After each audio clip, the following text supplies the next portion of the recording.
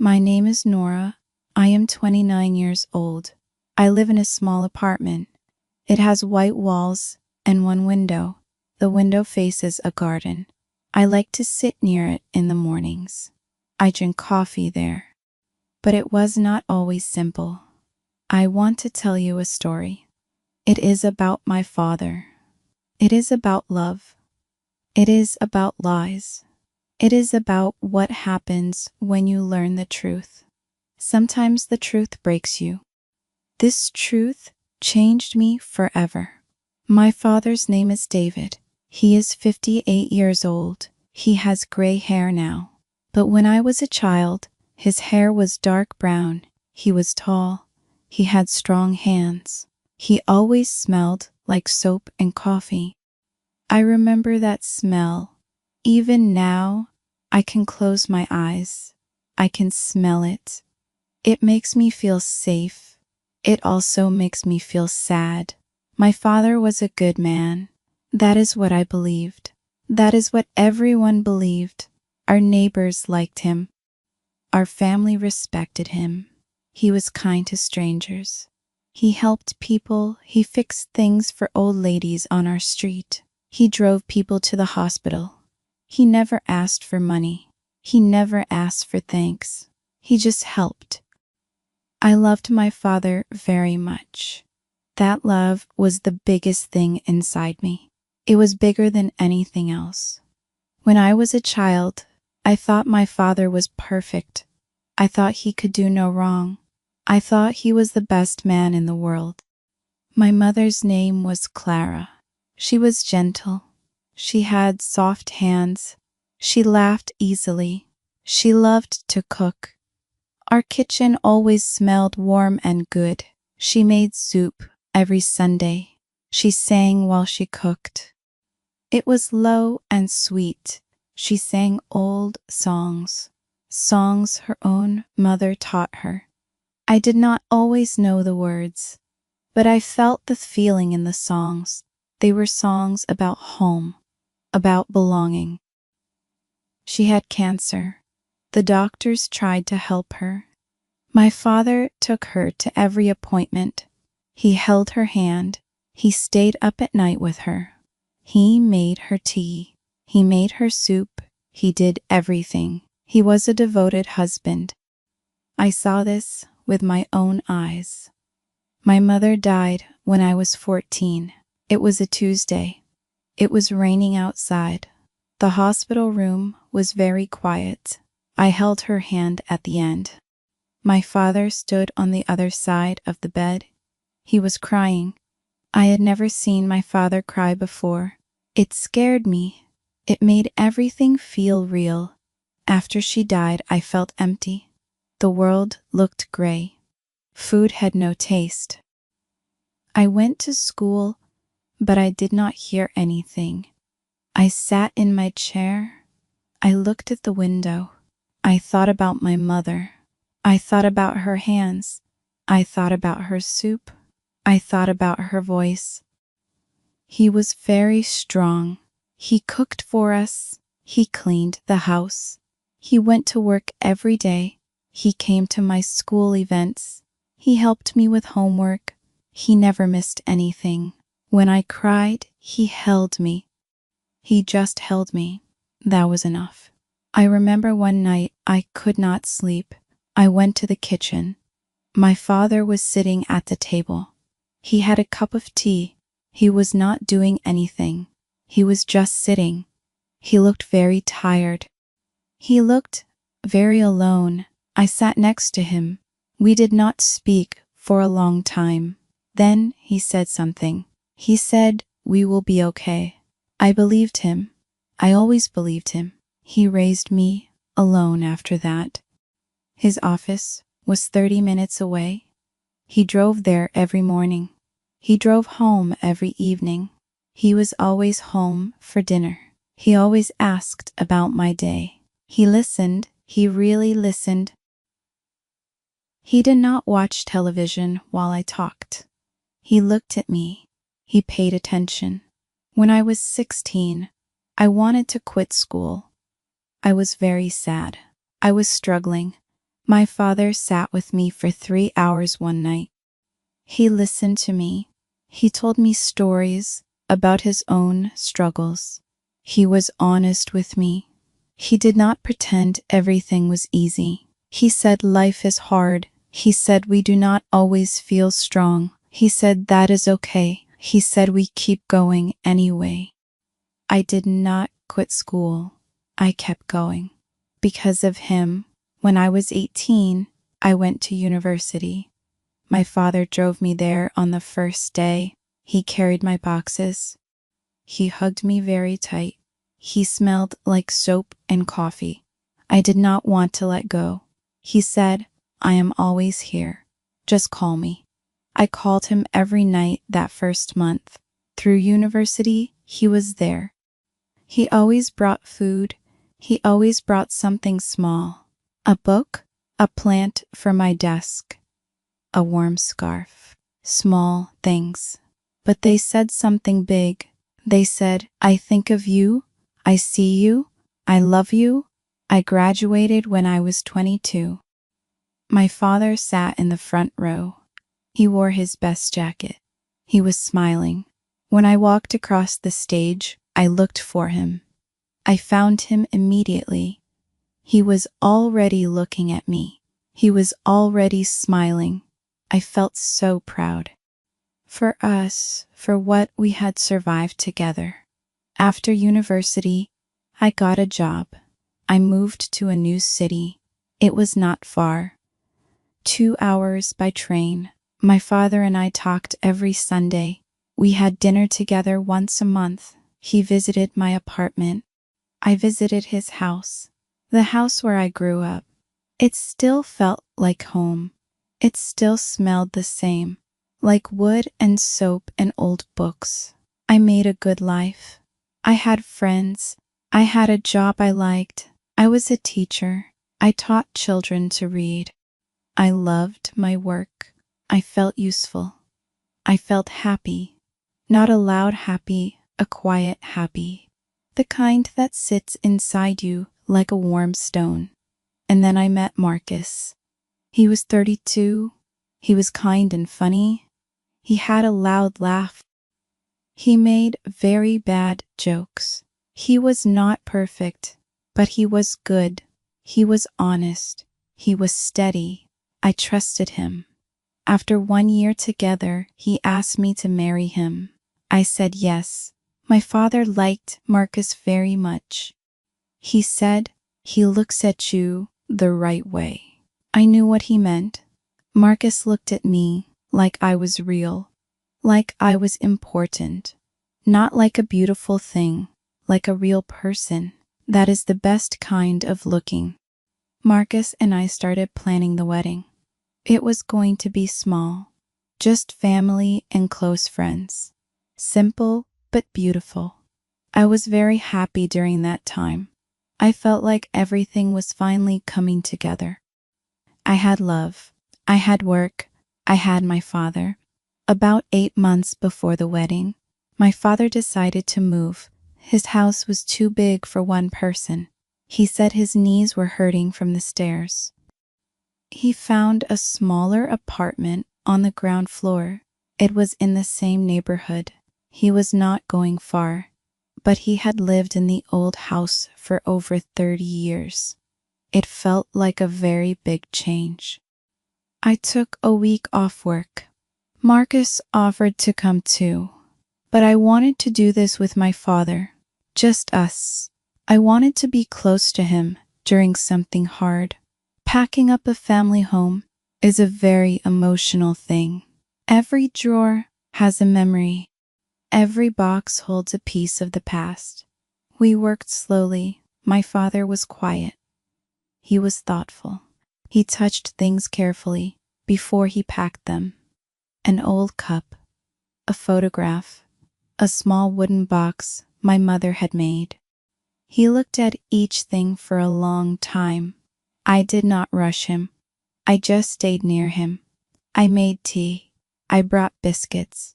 We worked in a gentle silence. On the third day, I was working in his home office. He was in the bedroom. I was going through old filing cabinets. He said I could throw away most of the papers inside. He said they were old bills, old receipts, nothing important. I started sorting. I put things in boxes. Throw away, keep, shred. I found a folder near the back of the bottom drawer. It was old. The edges were soft and bent. It had no label. I thought it was just more old bills. I opened it. Inside were papers. They were not bills. They were letters. They were photographs. They were documents. I looked at the photographs. First, there was a woman. She was maybe 40 years old in the photo.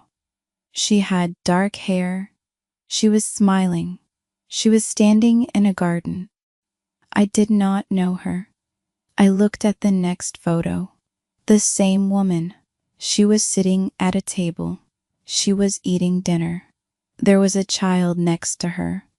A small boy, maybe 5 years old. He had dark hair. He was laughing.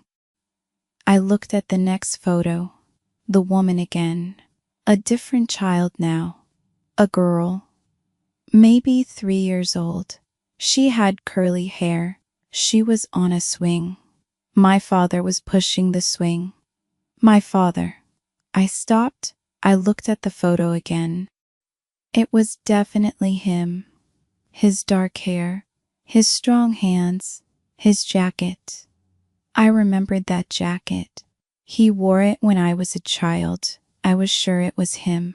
My hands started shaking. I picked up the letters. They were written by hand. Beautiful handwriting. The letters started with my love. They talked about the children. The boy was named Leo. The girl was named Mia. They talked about visits. They talked about missing each other. They talked about the future, about plans. One letter said this: "The children ask about you every week. Leo made a drawing for you. He wants to give it to you himself. He says he will give it to you when you visit. He is so proud of it. Come soon. We miss you every day." I sat on the floor. I do not know when I sat down. I was just suddenly on the floor. The papers were in my hands. The room. I felt sick. My stomach hurt.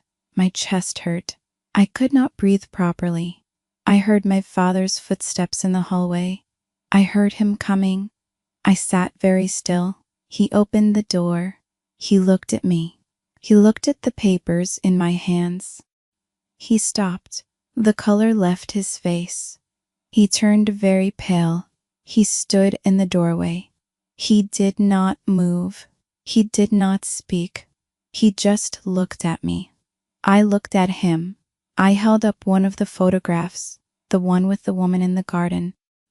I did not say a word. He looked at the photograph. His face changed. It got very still, like stone. I said, "Who is this?" He did not answer. I said it again. "Who is this woman?" He came into the room. He sat down heavily, like his body was very tired.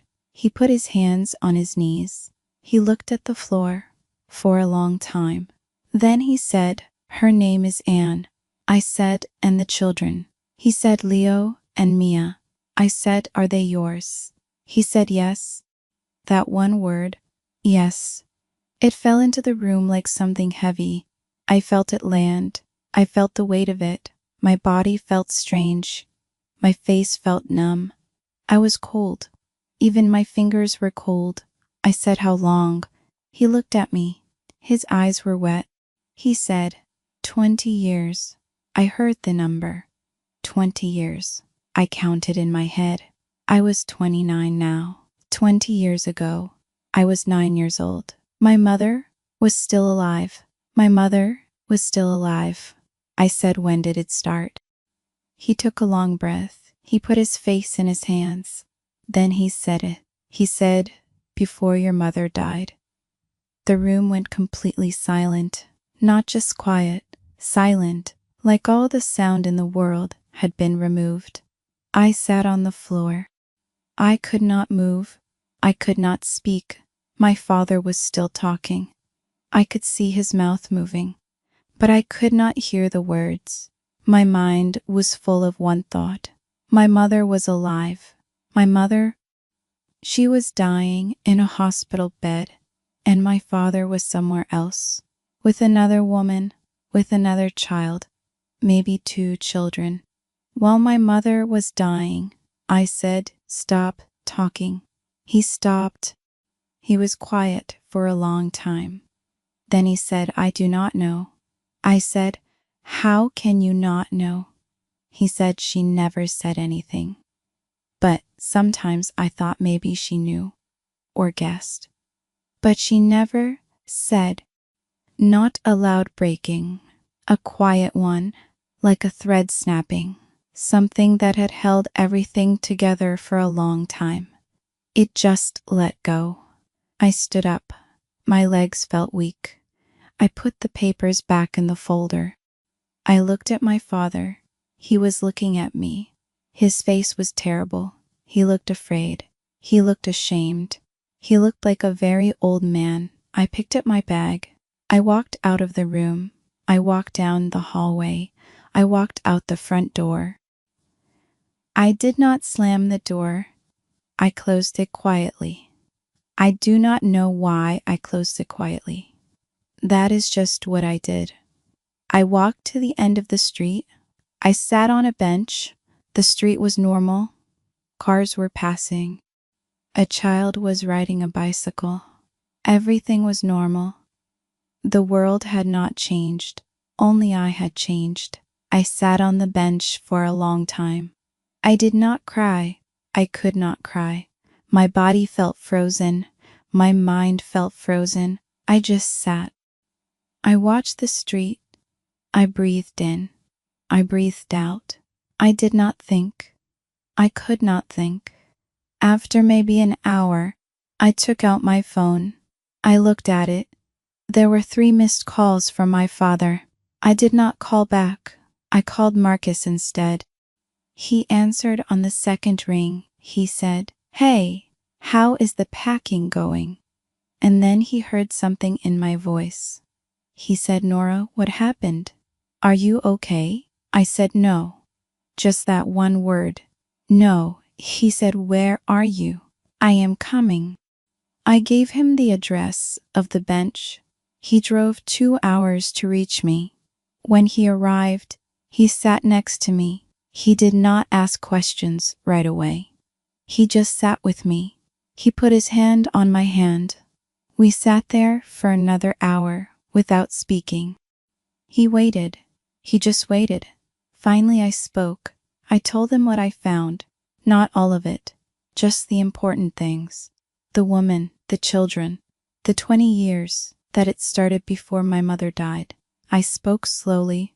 My voice was flat. I did not sound like myself. Marcus was very still while I spoke. He did not interrupt. He did not make sounds. He just listened. When I finished, he was quiet for a moment. Then he said, "But it was the right thing. I did not want explanations. I did not want advice. I just wanted someone to say that is terrible." And he did. I slept at Marcus's apartment that night.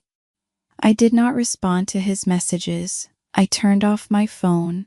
I lay in the dark and stared at the ceiling. Marcus was next to me. He was very still. I knew he was awake, but he did not push me to talk. He just stayed near me. I thought about my mother. I thought about her face. I thought about her soft hands. I thought about the soup she made on Sundays. I thought about the songs she sang. I thought about the hospital room. My father crying on the other side of the bed.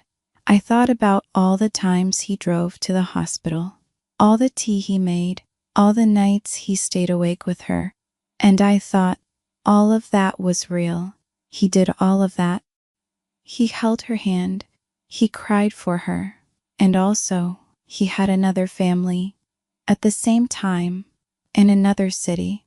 How can both things be true? How can a person be two people at once? I did not understand, but I had to live with not understanding. Because the facts were the facts. Both things happened. Both were real. I did not sleep that night. I just lay there. I breathed. I thought I remembered. I tried to make sense of something that did not make sense. In the morning, I made coffee. I sat by the window. The city was waking up. People were walking. Buses were moving. The sky was pale and quiet. My hands were cold. I thought about Leo and Mia.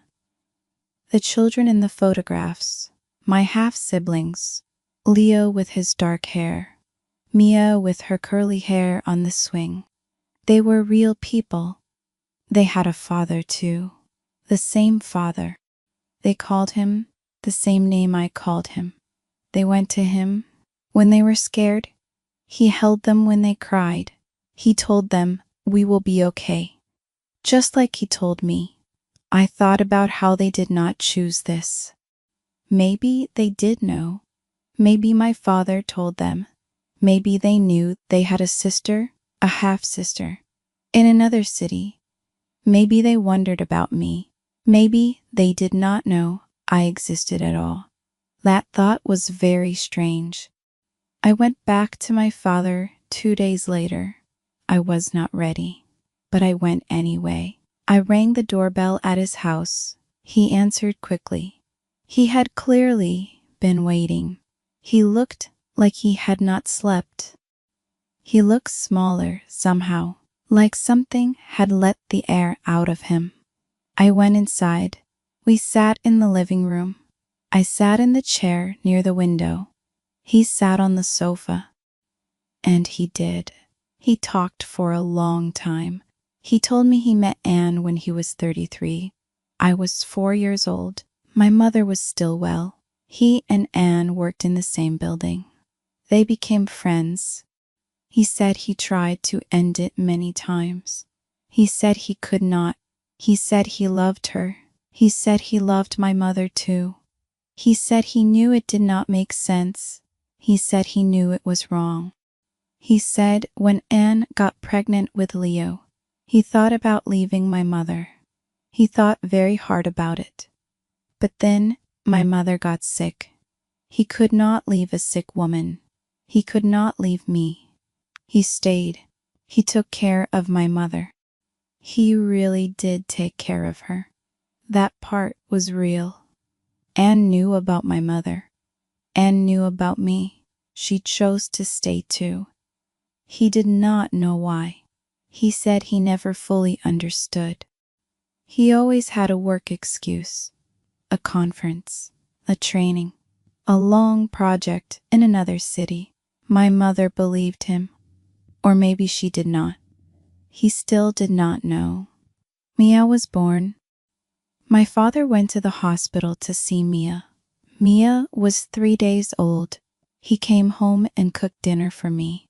He helped me with my homework. He tucked me in. I did not know where he had really been. When my mother died, he did not stop seeing Anne. He could not. By then, Leo was 5. By then, he was part of their life. By then, he was 2 fathers, and he stayed 2 fathers for 20 years. He told me Leo was now 24. They knew about me. Anne had told them when they were old enough. They knew their father had another daughter. They knew his first wife had died. They did not know everything, but they knew I existed. I felt full of things I did not want, heavy things, too many things. I looked at my father. He was crying, not loudly, quietly. Tears were just falling down his face. He just sat there and cried. I felt many things at once. I felt angry. I felt sad. I felt sorry for him. I did not want to feel sorry for him, but I did. I felt sorry for my mother. I felt sorry for Anne. I felt sorry for Leo and Mia. I felt sorry for myself. There was a lot of sorry in that room. I said, "Why did you never tell me?" He said, "I did not know how." I said, "For 20 years you did not know how?" He said, "No. I was afraid." I said, "Afraid of what?" He said, "Afraid of losing you." I looked at him. I thought about those words, afraid of losing me. He kept a secret for 20 years because he was afraid. Afraid of what I would think, of what I would do, of how I would look at him. I understood that. I did not want to understand it, but I did. I left again, not angry this time, just tired. I was very tired, a deep tired, the kind that is not about sleep. I spent the next 3 weeks alone. I was with Marcus. I went to work. I saw my friends. But inside, I was alone. I was in a private place that no one else could enter. I was trying to understand my own life. I was trying to know what was real and what was not. Here is what I knew was real. My father loved me. He was always there. He never missed a school event. He never forgot my birthday. He held me when I cried. He drove through a snowstorm once to reach me when I was sick at university. He gave me good advice. He listened. He was there. All of that was real. And also, he lied for my whole life.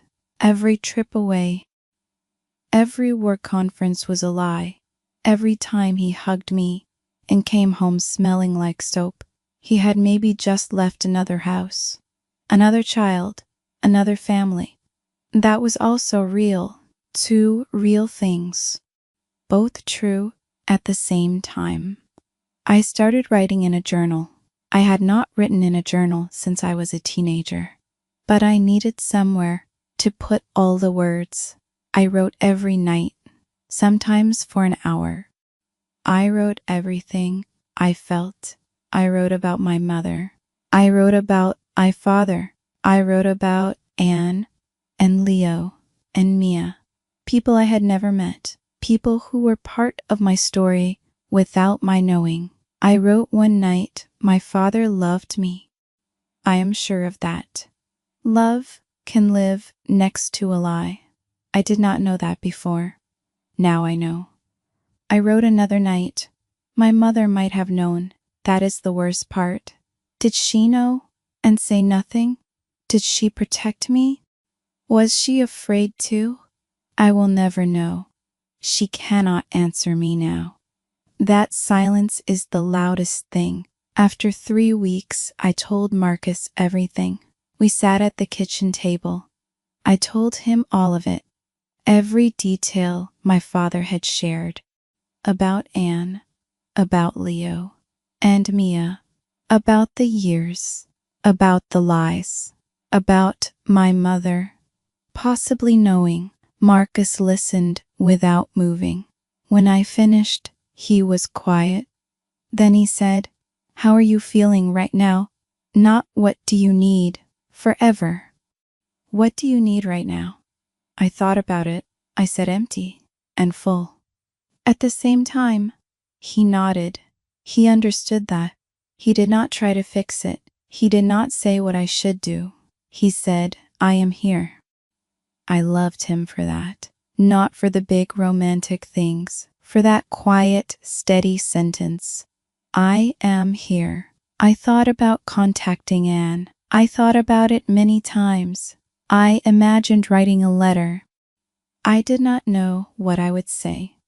"Hello, I am your husband's other daughter. Hello, I found out about you." I did not write the letter. Not yet. I was not ready.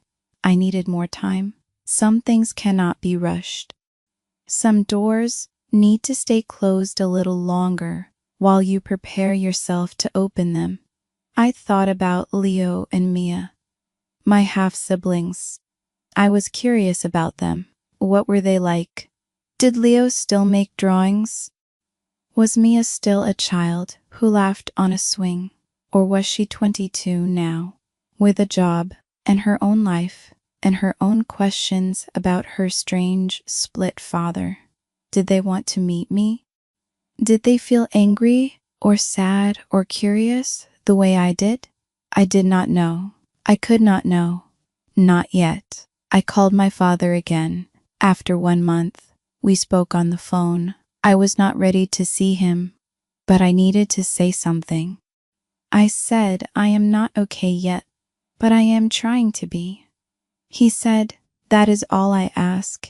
His voice was very quiet. He sounded old. He sounded tired. I said, "I have one more question." He said, "Yes." I said, "Did you love her, Anne?" He said, "Yes." He said he does. He said that is the honest answer. He said he is sorry for everything. But he cannot lie about that. He cannot pretend he did not love her. He does love her. It was an honest answer. I respected the honesty, even though it hurt. My mother died not knowing her husband loved another woman, or knowing and saying nothing. Either way, she carried something heavy.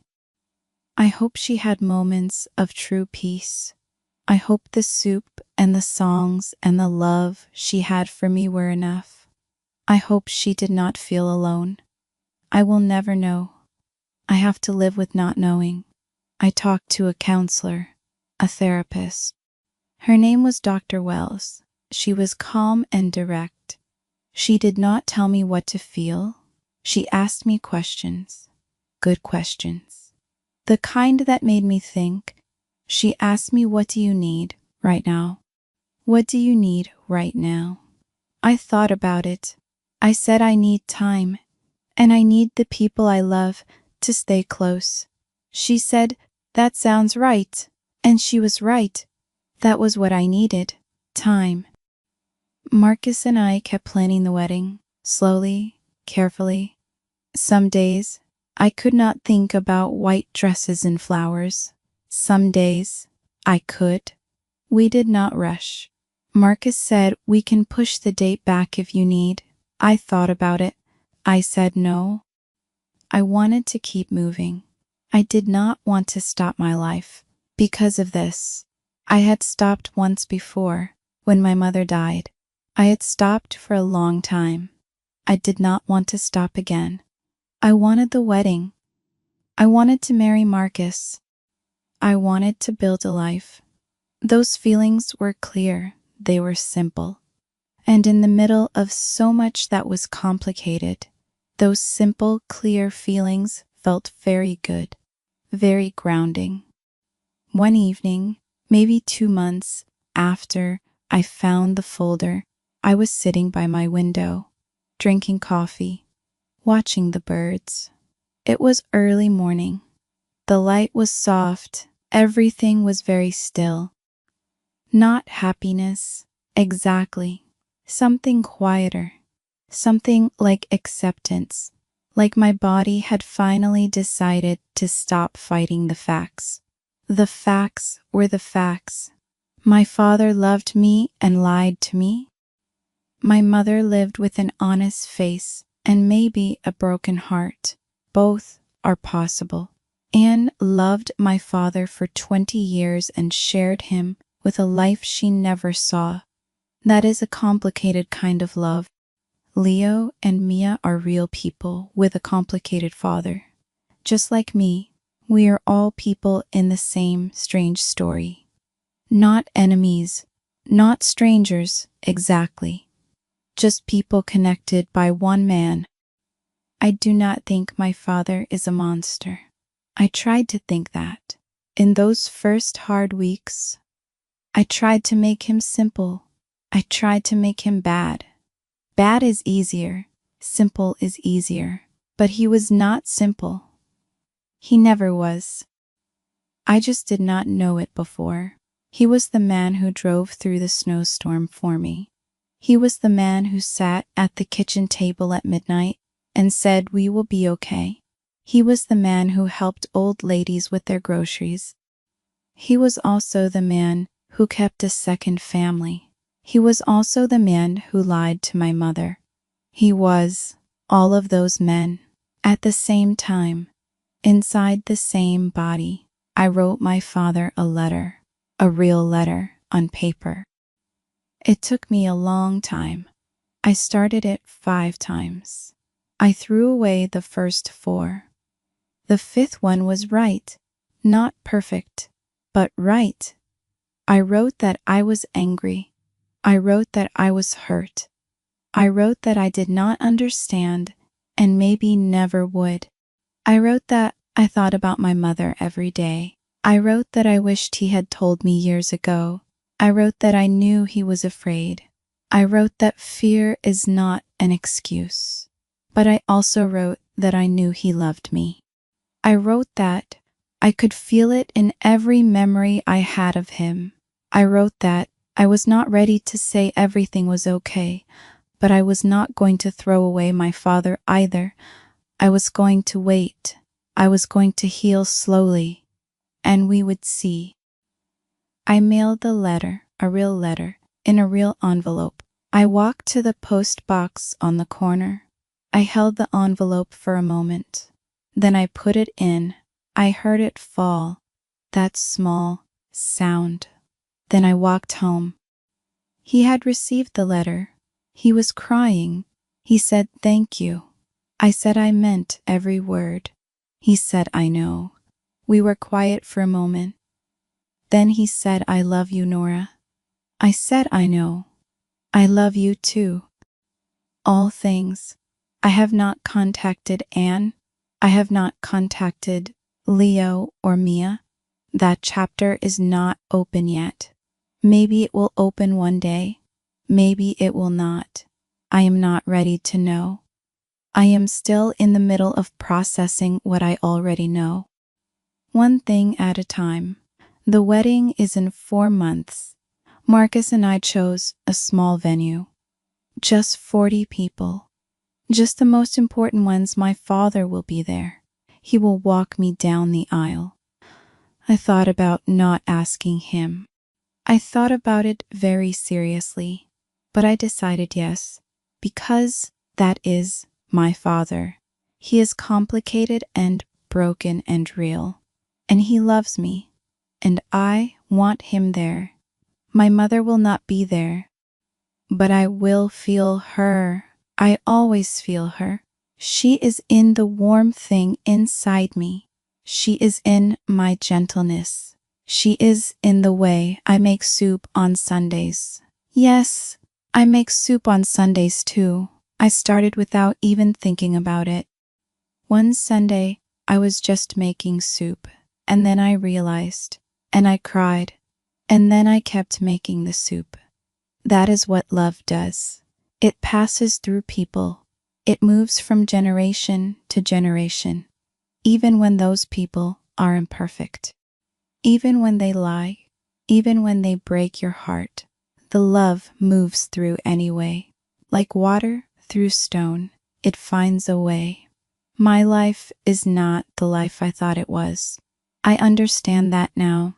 The story I told myself was not completely true, but it was not completely false either. The love was real. The care was real. The soup was real. The snowstorm was real. The midnight kitchen and the "we will be okay," those were real. The lie was also real. The grief of knowing is real. I am learning to hold all of it, to not throw away the love because of the lie, to not erase the lie because of the love, to stand in the middle of 2 truths and say both of you exist. I will carry both of you, not because it is easy, because it is honest, and honesty matters to me, even when it is painful, especially when it is painful. I am 29 years old. My father will be at my wedding. My mother will be in my heart. My half-siblings exist somewhere in another city. I do not know them. Maybe I will one day. Life is long. Things change. Doors that feel closed sometimes open on their own. When the time is right, I am not the girl who thought her father was perfect. I will never be that girl again. But I am not destroyed either. I am something new. Something that knows now that people are never just one thing, that love is never just one thing, that a life is never just one story. My father is not just the liar. He is also the man who made me feel safe for 29 years. My mother is not just the woman who died. She is the woman who taught me how to be soft in a hard world. I am not just the woman who was lied to. I am the woman who found out the truth and chose not to let it destroy her. That is who I am. That is my story. I still sit by the window in the mornings. I still drink coffee. I still watch the birds. But now I also think about my mother, and sometimes, quietly, I talk to her. I say I am okay, Mama. And in the soft morning light, with my warm coffee and the birds outside, I almost believe she can hear me, and I think she would be proud. Not because I am perfect, but because I did not break, because I kept going, because I chose to love, even after I found out that love can carry lies inside it and still be real. That is a hard lesson. But I learned it. I am still learning it.